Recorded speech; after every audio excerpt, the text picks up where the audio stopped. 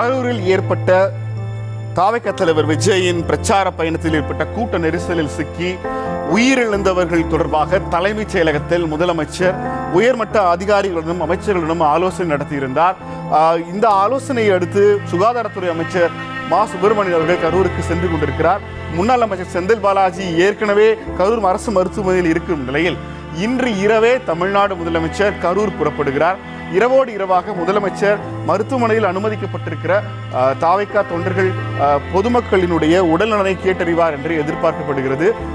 எதிர்க்கட்சித் தலைவர் நாளை பயணம் செய்ய இருந்த சூழலில் இன்று இரவே புறப்படுகிறார் முதலமைச்சர். தற்போது அந்த முதன்மை செய்தியை பார்த்துக் கொண்டிருக்கிறோம்.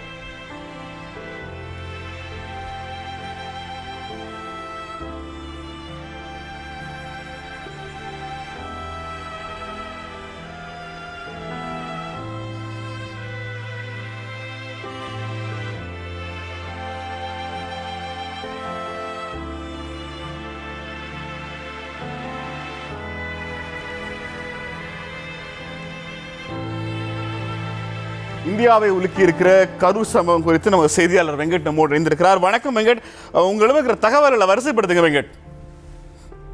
வணக்கம் நல்சன். தமிழக வெற்றி கழகத்தினுடைய இன்றைய தேர்தல் பரப்புரையில் 40 பேர் பிறந்திருக்கக்கூடிய சம்பவம் தமிழகத்தை மட்டுமல்ல ஒட்டுமொத்த இந்தியாவுமே கடும் சோகத்தை ஆழ்த்தி இருக்கிறது.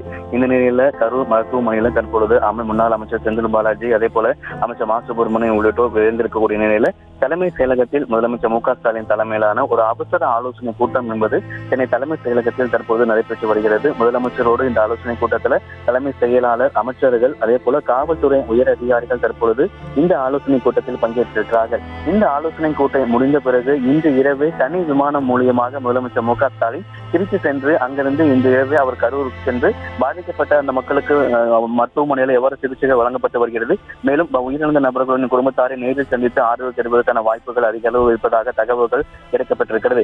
ஏற்கனவே பல துறை சார்ந்த அமைச்சர்கள், அருகில் மாவட்ட ஆட்சியர்கள் கரூருக்கு விரைந்திருக்கக்கூடிய நிலையில முதலமைச்சர் மு.க. ஸ்டாலின் சென்னை தலைமை செயலகத்தில் தற்பொழுது அவசர ஆலோசனையை மேற்கொண்டு வருகிறார்.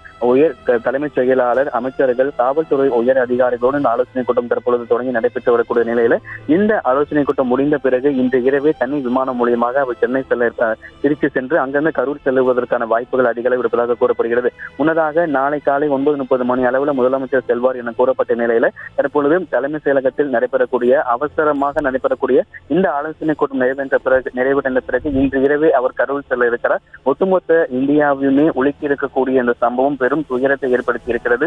மருத்துவமனை வாயிலிருந்து அங்க இருக்கக்கூடிய உறவினர்கள், அங்க இருக்கிற தங்கள் உறவினர்களை இழந்து வாடக்கூடிய அந்த காட்சிகளை பார்க்கும்போது மிகுந்த வேதனையா இருக்கக்கூடிய நிலையில் ஒவ்வொரு அரசியல் கட்சி தலைவர்களும் இதற்கு கடுமையான கண்டனங்களையும் இரங்கலையும் தெரிவித்து வருகிறார்கள். இந்த நிலையில்தான் தற்பொழுது நாளைய தினம் முதலமைச்சர் செல்ல இருந்ததாக கரூருக்கு செல்ல இருந்த நிலையில தற்பொழுதும் தலைமை செயலகத்தில் முதலமைச்சர் மு.க. ஸ்டாலின் தலைமையில அடுத்த கட்டமாக இந்த நிகழ்வுக்கு அடுத்த கட்டமாக இது போன்ற நிகழ்வை மேற்கொள்ள வேண்டும், அடுத்த கட்டமாக என்ன செய்ய வேண்டும், துறை ரீதியாக என்ன நடவடிக்கை எடுக்க வேண்டும் உள்ளிட்ட பல துறை சார்ந்த அமைச்சர்களோடும் தலைமை செயலாளர், காவல்துறை அதிகாரிகள் என துறை சார்ந்த அதிகாரிகளோடு தற்பொழுது தலைமை செயலகத்தில் முதலமைச்சர் ஆலோசனை மேற்கொண்டு வருகிறார்.